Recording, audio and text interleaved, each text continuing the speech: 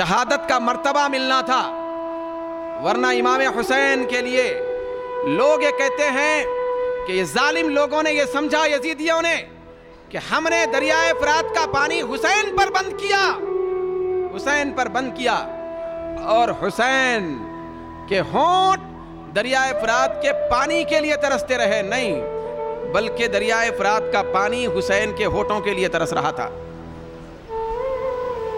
سرکار امام حسین کی یہ شان ہے۔ یہ وہ لوگ ہیں، یاد رکھیں، یہ اہل بیت۔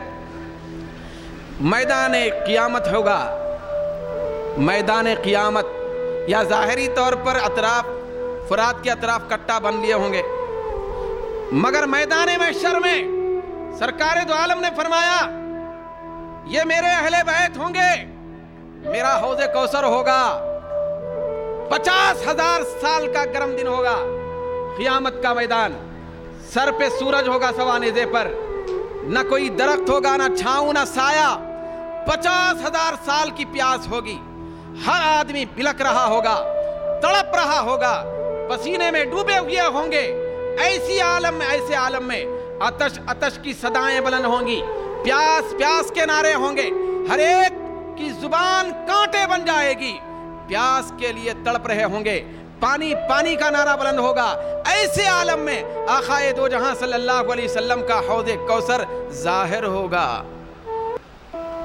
سرکار حوض کوثر پر تشریف فرما ہوں گے، حوض کوثر دیا جائے گا۔ جب حوض کوثر ہوگا تو حضور نے فرمایا کہ حوض کوثر پر میری امت کو، پیاسی امت کو پلانے والے لوگوں کا نام علی، فاطمہ اور حسن اور حسین ہو۔ تو حضرت علی کے بارے میں بطور خاص طبرانی میں آیا، یہ اس والد کے بیٹے ہیں۔